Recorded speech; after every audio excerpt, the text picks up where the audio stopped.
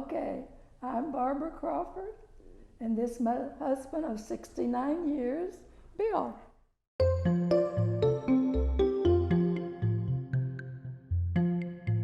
We got married in 1951, July 11, 1951. 52. 52, right there. Well, in 51, I'm sorry, 51 is when I met Barbara. We were married in 52. Gary, I'd just come back the year before that from the World War II. And being single, I just was kind of dating different ones that we knew around the church and the ones that I knew. And like a comedy, I called it a one-night stand. But anyway, but it was going along like that, and that was all right with me. I was looking for the one I wanted to be married to. And a girl in the church that I known all my life said, Bill, a girl has moved down here from Tennessee, and she works in Bernard's department store downtown in the credit department with the same place the girl worked. And said she doesn't know too many people here, but said, I'd like you to meet her. Said, why don't we go out as a double date, her and her boyfriend. That's fine. Yeah, I thought, well, here's another one.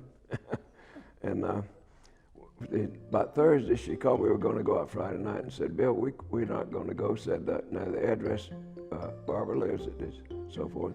And you just go over and she'll be expecting you. So, Gary, I walked up and knocked on the door. She opened the door and I said, I'm Bill. And she said, I'm Barbara. And that's the way it all started.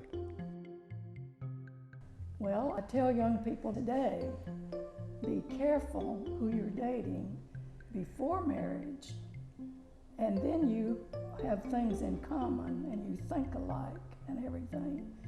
And so we have just, like I said, we think similar and we agree on things, and I think through the years that just pays off.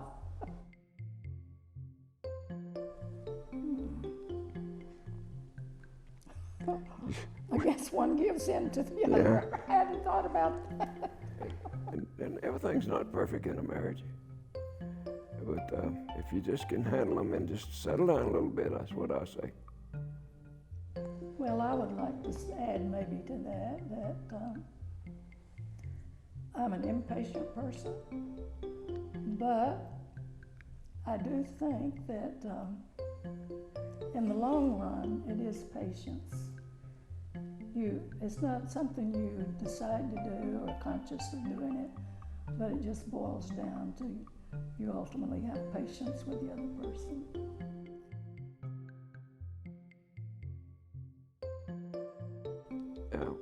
When I come back from service, I was an electrician in the Navy, and I come back and I was working as an electrician. I always made good money, and but I was not tithing. Now I would give to the church if we had a project going.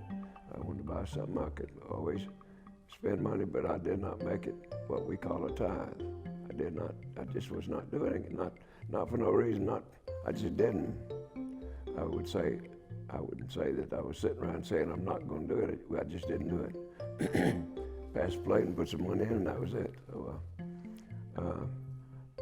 we worked, and we got a little apartment then. I come home one day, just a few weeks after we were married, and Barbara said to me, do you think we can tithe? And I said, wait a minute now, Barbara, hold on. You're talking about my money now, and you're talking about 10% and everything. I need to think about that a little bit. And she said, well, I would like to, but if you don't agree right now, that's all right. I said, would it be all right if I take what household money that I have here and tithe that?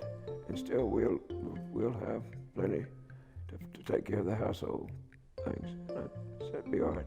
So the next day I was on the job, and so I said, here I am. I'm made all this higher money. I wasn't putting her down and saying her lower money, but I'm just saying that I was making more money than she was, and she told me that she had been tithing her money. Why can't we do that? So I come home that next night, and I said, Barbara, let's do it. And we have not missed, that's 51 years ago, and we have not missed a one. So you've decided to be married to each other and make it a lifetime marriage. I assume you've decided that. So if you have, then don't let every little thing that don't just right upset you. Life is life, and everything is not perfect. But just go along like that. Love each other, respect each other, and I think the results of that will show in these years. Will work on out for you. That's what I would say. I would say to be tolerant and to be forgiving.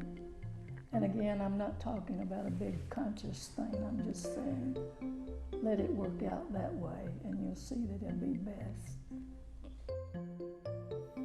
I think the issues they have today, we had some of the same issues, maybe to not extent, but everything was not perfect in our time either. And there were times, there've been things in our life that we have not, been some sad things. We lost our son, you know, but we have 2 daughters, and we're very thankful for that. But the issues, maybe more with the TV and all this communications thing we have now. We know more about the issues going on than we did maybe back in our time. And so everything's going to be all right if they'll just take the issues and handle them and be cool about it. And I think everything will work out just as everything has not been. I want to sit here and think that everything has been perfect in our life. It hasn't, but we've been able to work through those issues, and everything has brought us to this point. And I just think how meaningful it's been to have a partner there. And yes, we all have these disappointments and sorrows and tragedies in our life, but when you have someone to go with you through it, it just means a lot. And I think even as we're older that we have our children, you know, that care about us and everything. And when I see these divorces and see the sadness that it brings to children and to the homes, and then to know that as they get older, they don't have anyone to be with them, to be a partner, and to be caring and caring for each other.